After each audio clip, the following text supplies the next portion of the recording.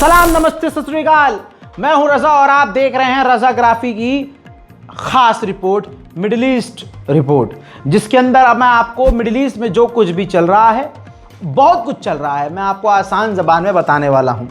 मोहतरम हजरात, बताना चाहूंगा कि सीरिया, आखिरकार मैंने आपसे पहले कहा था, सीरिया और इजराइल के बीच डील होने वाली है। इस डील में जो सीरिया है, बशर अल असद के बाद जो सरकार आई है जोलानी की, जिसे बहुत सारे मुसलमानों ने पता नहीं क्या क्या मान लिया था, उस जोलानी ने पूरे मुल्क और सीरिया के लोगों को, मुसलमानों को धोखा दिया और इजराइल के साथ डील करने को तैयार हो गया। इस डील के अंदर लगभग इजराइल की तमाम शर्त मानने को सीरिया का जोलानी तैयार है, जिसमें यह भी शर्त है कि तुर्की की जो फौज है सीरिया के अंदर नहीं फैलेगी और जोलानी फैलने नहीं देगा, और जोलानी तुर्की का बेस सीरिया के अंदर बनने नहीं देगा और सीरिया के अंदर तुर्की को बढ़ावा नहीं देगा, इजराइल के लिए खतरा पैदा नहीं करेगा, सीरिया की सरजमीन पर कोई भी फिलिस्तीन के लिए लड़ने वाला नहीं होगा। ऐसी तमाम ऊट पटांग शर्तों को जोलानी यानी सीरिया मानने को तैयार है। लिहाजा आपके हाथ से, मुसलमानों के हाथ से सीरिया पूरा निकल चुका है। वहीं दूसरी तरफ बात करें लेबनान की, तो लेबनान में जो राष्ट्रपति है वो अमेरिका और इजराइल के कहने पर चल रहा है। ये बात मैं लगातार बताता आया हूं। अब क्लियर बात सुनिए,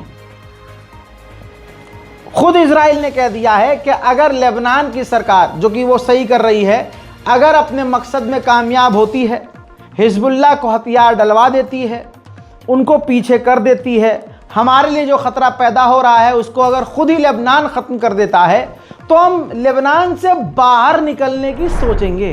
मोहतरम हजरात, मज़ेदार बात यहाँ देखिए, खबर ये है, हिब्रू में आ चुकी है, इंटरनेशनल मीडिया में आ चुकी है कि जो आपका पसंदीदा जोलानी है, जोलानी वो इजराइल को मान्यता देगा कि ये जो गोलान हाइट है ये आपका है।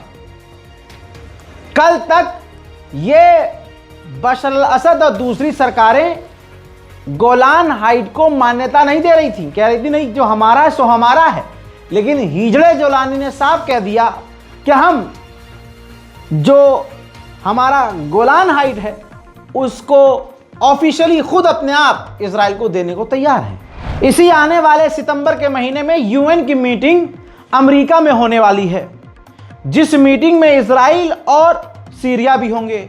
और कमाल की बात यह है कि जोलानी, जो कल तक आईएसआईएस का आतंकवादी था, दाइश का सरगना था, अलकायदा का आतंकी था, और अमेरिका ने मिलियंस ऑफ डॉलर इस पर इनाम रखे थे।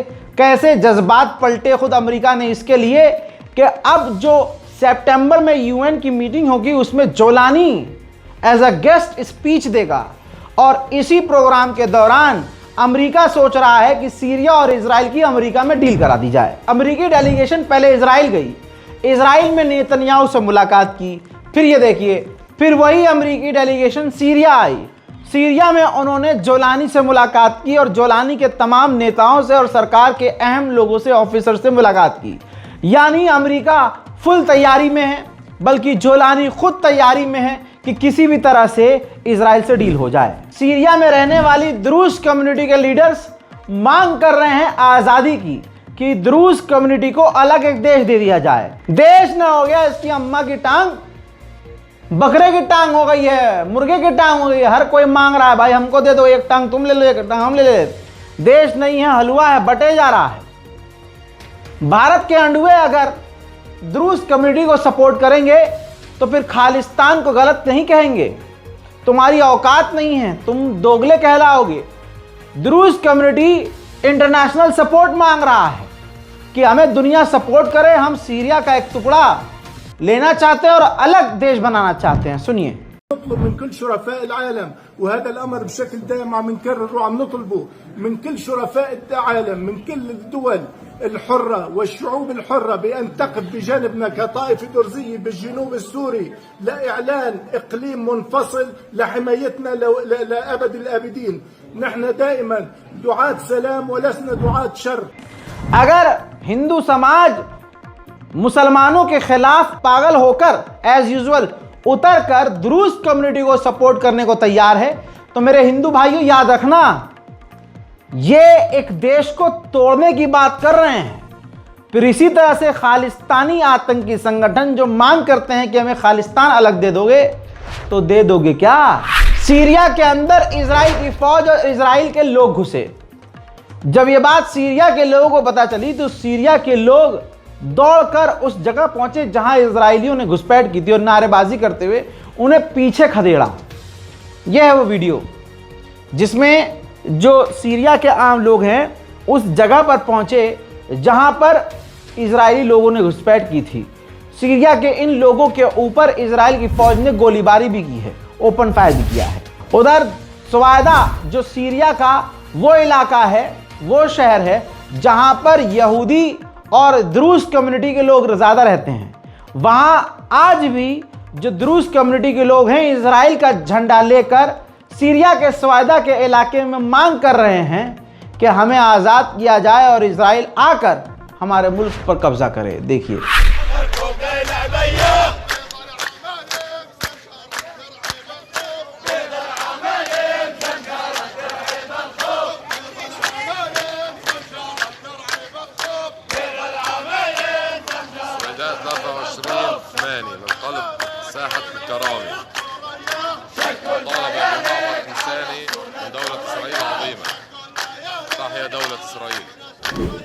उधर बात हिजबुल्लाह की करें तो ये हिजबुल्लाह के लीडर इन्होंने ताज़ा बयान दिया और कहा कि हम हथियार नहीं डालेंगे, किसी भी हाल में नहीं डालेंगे। हम अपने मुल्क को बचाते हैं और अपने मुल्क को बचाना नहीं छोड़ेंगे। हम नहीं चाहते कि इजराइल हमारे मुल्क में खुल्लम खुल्ला घूमे और हम देखते रहें। उधर इजराइल ने रोज़ की तरह, कुछ तस्वीरें दिखा रहा हूँ, लेबनान की हैं, लेबनान पर हवाई हमले किए जिसमें लेबनान में भारी तबाही मची है और कई आम लोगों की जानें गई। हजरात, वहीं गल्फ देशों ने बड़ा झटका हिजबुल्लाह को दिया है। हमेशा की तरह इनसे क्या ही उम्मीद करना।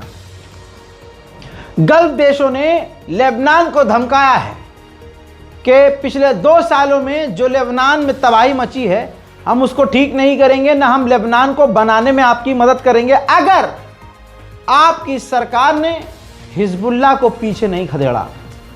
अगर लेबनान की सरकार ने हिजबुल्लाह को मिटाया नहीं, उसका साथ देना बंद नहीं किया, तो हम 2 साल में जो नुकसान आपका हुआ उसकी भरपाई के लिए कोई रुपया नहीं देंगे।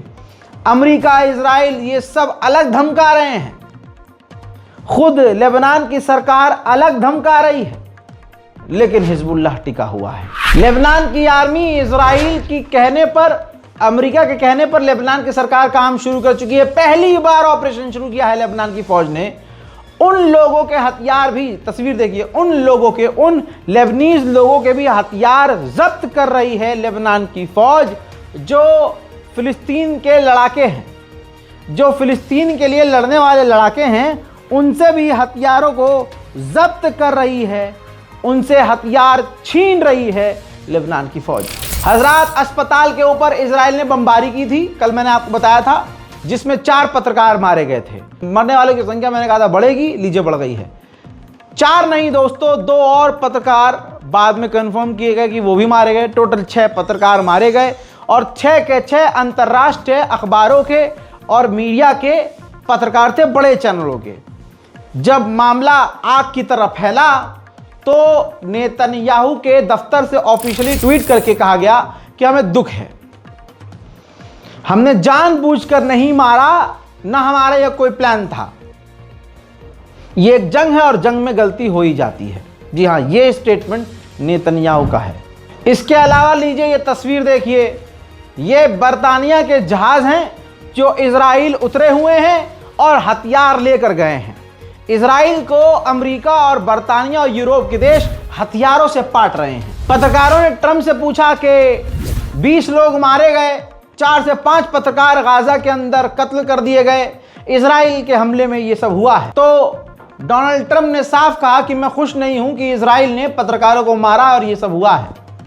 मैं उम्मीद करता हूं कि आने वाले 1-2 हफ्ते में डील गाजा और इजराइल की हो जाएगी। देखिए video. We could hear your reaction, sir. The Israelis bombed a hospital in Gaza that killed 20 people, including 5 journalists. When did this happen?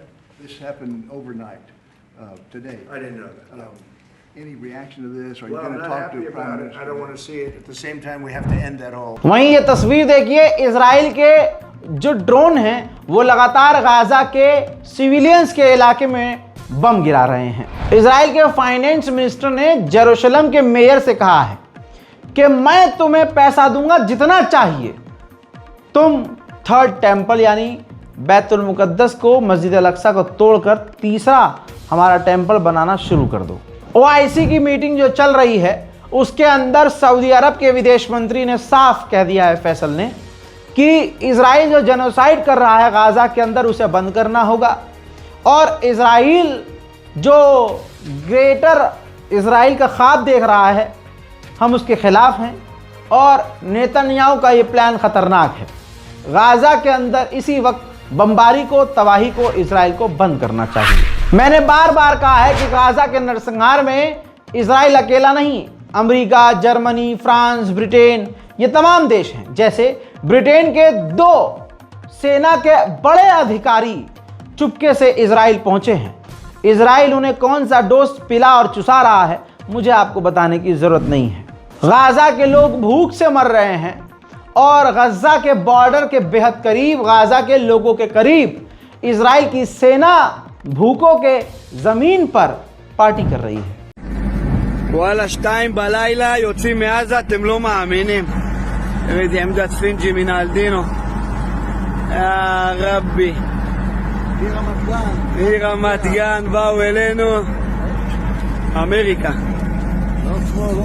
UNRWA ने भी कह दिया है कि लगभग 97% स्कूल गाजा के अंदर इजराइल ने डैमेज कर दिया है, तबाह कर दिया है। अब मैं खान यूनिस की 2 तस्वीर बिफोर आफ्टर दिखा रहा हूं। नीचे की तस्वीर हमले से पहले की है और बाद की तस्वीर ऊपर की है हमले के बाद की, जिसके बाद खान यूनिस का इलाका सिर्फ खंडर और सिर्फ धूल मिट्टी नजर आ रही है। बड़ी खबर यह आ रही है, वीडियो देखिए। इजिप्ट गजा के बॉर्डर पर, अपने बॉर्डर पर आम व्हीकल भेज रहा है, हथियार भेज रहा है। जाहिर सी बात है इजिप्ट की औकात इतनी नहीं कि वो इजराइल से लड़ सके। इजिप्ट सिर्फ अपने बचाव के लिए कि गाजा से ज़बरदस्ती कोई हमारी ज़मीन पर न भेज दिया जाए फिलिस्तीनी, उनको रोकने के लिए ये हथियार इजिप्ट भेज रहा है गाजा के बॉर्डर पर। वहीं कुछ ही देर में इजराइल के जो फॉरेन मिनिस्टर हैं वो अमेरिका पहुंचेंगे और अमेरिका और इजराइल के बीच में खिचड़ी पकेगी। उधर स्लोवेनिया ने दावा किया है कि हमने इजराइल को हथियार देना बंद कर दिया है, लेकिन एमनेस्टी इंटरनेशनल ने कहा कि नहीं, ये जो स्लोवेनिया की कंपनी है और स्लोवेनिया के जो गवर्नमेंट है वो झूठ बोल रही है। स्लोवेनिया अभी भी इजराइल को हथियार बेच रहा है। इजराइल की फौज फिलिस्तीनियों के इलाके में घुसकर जो फिलिस्तीनियों के ऑलिव ट्रीज हैं, पेड़ हैं, उन पेड़ पौधों को तबाह कर रही है बुलडोजर से। देखिए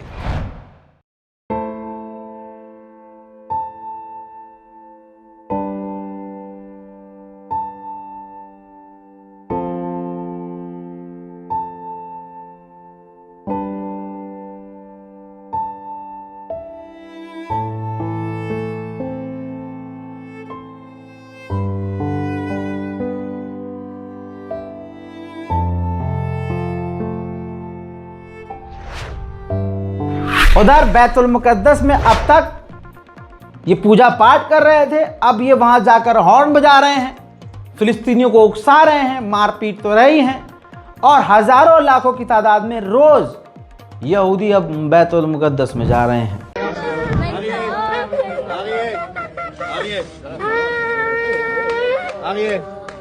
उधर अब बड़ी खबर सुनिए। यमन के हूथी संगठन ने इजराइल के ऊपर मिसाइल दागी। ये वो वीडियो है, अलग से नहीं दिखा सकता हूं, माफ कीजिएगा। अब इजराइल ने इस मिसाइल को मारा तो सही, मार कर गिराया, लेकिन उसके अंदर इस बार हूथीज ने क्लस्टर बम रखे थे, जो बम के अंदर बहुत सारे बम होते हैं छर्रों की तरह, जिसकी वजह से इजराइल को नुकसान कुछ न कुछ तो हुआ, जिससे इजराइल बौखलाया। फिर इजराइल ने बौखलाहट में यमन के राष्ट्रपति भवन पर हमला कर दिया। देखिए,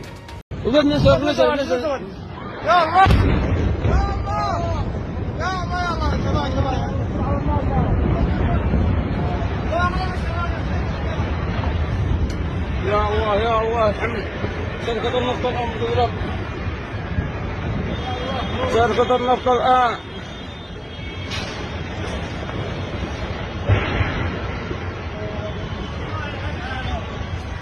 لعنة الله على بيت أبوه يا الله يا الله يا الله استرك يا الله استرك يا رب المواطن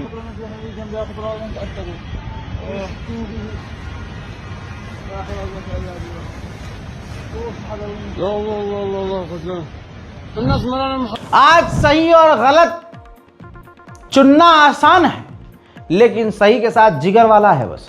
नेदरलैंड के विदेश मंत्री आपके सामने हैं।